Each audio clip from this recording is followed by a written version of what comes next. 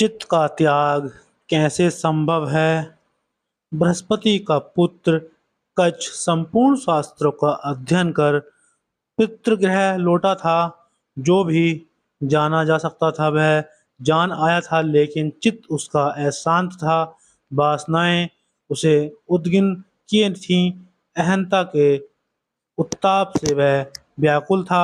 इनसे मुक्त होने को ही तो वह ज्ञान की खोज में गया था, लेकिन अशांति जहाँ की तहाँ थी और ऊपर के ज्ञान का बोझ और बढ़ गया था। यही होता ही है।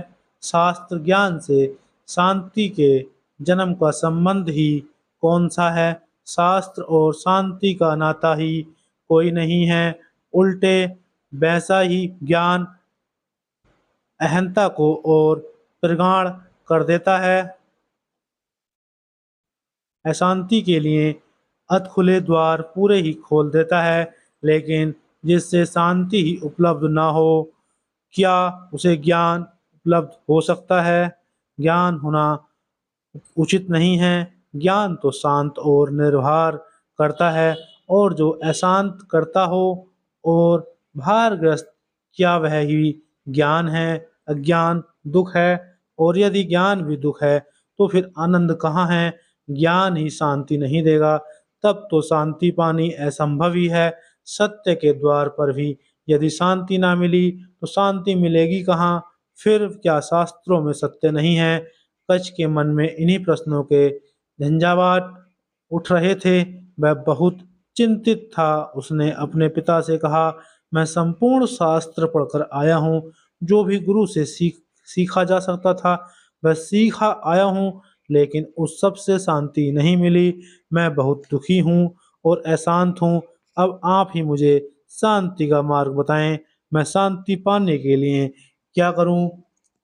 उनका निरीक्षण सम्यक ही था। शांति न शास्त्र से मिलती है, न मिल सकती है, न ही कोई गुरु ही उसे दे सकता है। वह ऐसी वस्तु ही नहीं है कि उसे बाहर से पाया जा सके। वस्तुतः उसके अभिभार का स्वयं से अन्य द्वारा कोई उपाय नहीं है। बृहस्पति ने कच्छ से क्या कहा? कहा, शांति त्याग से मिलती है। कच्छ की जिज्ञासा कोरा कुतूहल मात्र न थी, वह तो उसके प्राणों की निगूढ़तम अभिप्सा थी। सो उसने सब कुछ त्याग दिया। वह त्याग के ही पीछे हाथ धोकर पड़ गया। उसने मात्र लंगोटी पर रहकर वर्षों व्यतीत किए। उपवास और भांति भांति के शरीर दमन से तप किया। वर्ष पर वर्ष बीतते गए, लेकिन शांति के आगमन की कोई पगध्वनियां उसे सुनाई नहीं पड़ी। तब उसने लंगोटी भी छोड़ दी। वह अब पूर्ण नग्न ही रहने लगा। उसने सोचा, शायद लंगोटी का परिग्रह ही है। वैसे तो तब हट से देह से सुख कर सूख कर नाम को भी शेष रह गई थी। फिर भी शेष तो थी ही, उसने उसे भी अपशेष करने का निर्णय कर लिया। चिता जलाकर वह शरीर त्यागने को तैयार हो गया, किसी भी मूल्य पर हो। शांति को उसे पाना ही था। उसे पाने के लिए वह मृत्यु को वरण करने के लिए भी कटिबद्ध था। चिता जब धू धू कर जलने लगी तो वह पिता से आज्ञा ले उसमें कूदने को हुआ, लेकिन बृहस्पति हंसे और उसे रोक कर कहा, पागल, देह त्याग से क्या होगा? जब तक वासनाओं से भरा चित्त है, उसके प्रति अहंता ममता है, तब तक देह भस्म करने से भी कुछ नहीं हो सकता। वासना सदा ही नए शरीर ग्रहण कर लेती है और अहंकार नए आवास खोज लेता है। इसलिए देह त्याग त्याग ही नहीं है, चित्त का त्याग ही त्याग है, और चित्त त्याग में ही शांति है, क्योंकि चित्त से मुक्ति ही शांति है। उस क्षण कच्छ को आवक ही रह गया था। उसने किंक तरमूढ़ होकर पूछा था, लेकिन चित्त का त्याग कैसे संभव है? यही आप मुझसे पूछते हैं। जो भी शांति में खोज है उसकी मूलभूत समस्या यही है। जो भी सत्य या मुक्ति के अनुसंधान में है उसकी यही तो जिज्ञासा है। यह चित्त ही तो बाधा है। यह चित्त ही तो अशांति है। यह चित्त क्या है? क्या कुछ होने की आकांक्षा ही चित्त नहीं है? एक क्षण के लिए कृपया कर नींद से जागें। और इस त्याग को देखें। क्या होने की वासना, होने की दौड़, होने की तृष्णा ही चित्त नहीं है? यदि कुछ होने की तृष्णा न हो तो चित्त कहाँ है? एक क्षण को भी यदि मैं वहाँ हूँ, वही हूँ जो हूँ मैं हूँ, और उसमें अन्यथा होने की कोई कामना मुझ में नहीं है, तो चित्त कहाँ है? और यदि यह सत्य है तो फिर स्वयं चित्त ही शांति की या सत्य की खोज कैसे कर सकता है? शांति की खोज में भी तो वही है, वह वासना भी तो उसी की है। यह कौन है जो शांत होना चाहता है? यह कौन है जो सत्य को पाना चाहता है? यह कौन है जो मोक्ष का अभिप्सु है?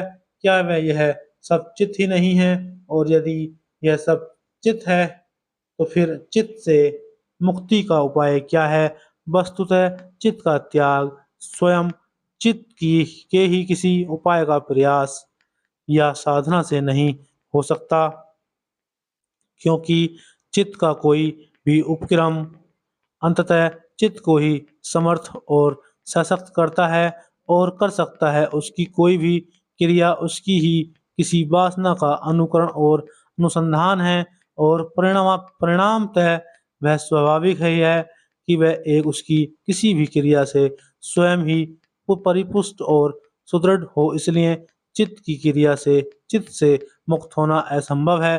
चित्त स्वयं अपनी ही मृत्यु कैसे बन सकता है? संसार की कामना में भी वही जीता है, मोक्ष की कामना में भी वही प्राण पाता है, धन में भी वही है, धर्म में भी वही है। संसार से असफल हो, निराश हो, ऊब अनुभव कर वही चित्त शांति चाहने लगता है, सत्य चाहने लगता है, जो कि संसार को चाहता था, सुख को चाहता था। चित्त वही है, क्योंकि मूलतः चाह वही है। जहाँ चाह है वहाँ चित्त है।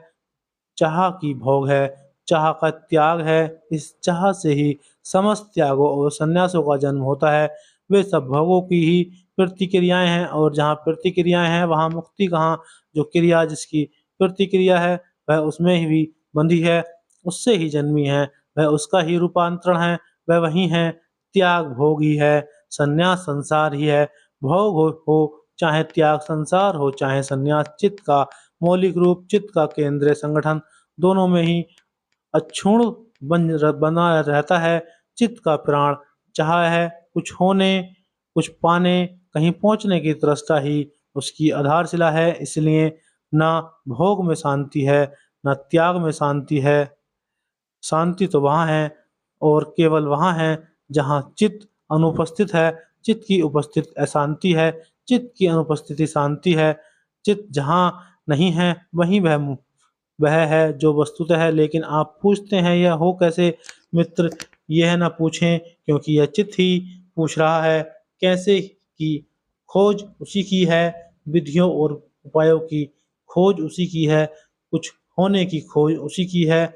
वह सदा ही पूछता है कैसे? नहीं, यह ना पूछें बल्कि देखें कि चित्त के मार्ग क्या हैं, वह किन किन मार्गों से संगठित होता है, वह किन किन भांति संवर्धित होता है, वह किस कैसे कैसे सशक्त होता है। निश्चय ही उसके मार्ग अति सूक्ष्म हैं। इन मार्गों के प्रति जागें, करें कुछ नहीं, बस जागें। चित्त के रूपों और रूपांतरों के प्रति सावधान और सचेत हो।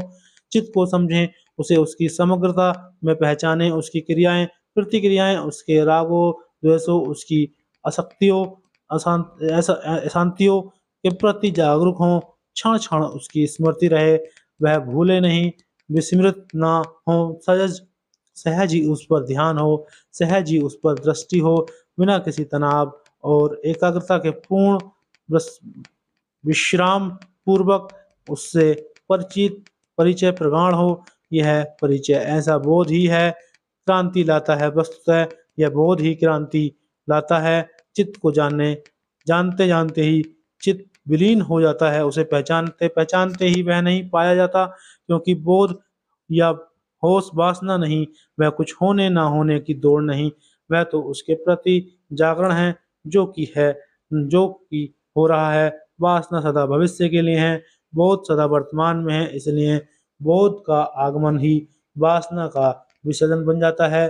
चित्त का ज्ञान ही चित्त से मुक्ति है। स्मरण रहे कि यह चित्त की मुक्ति नहीं, चित्त से ही मुक्ति है, और मुक्ति के इस निर्बंध आलोक में वही जाना जाता है, जो परमात्मा है।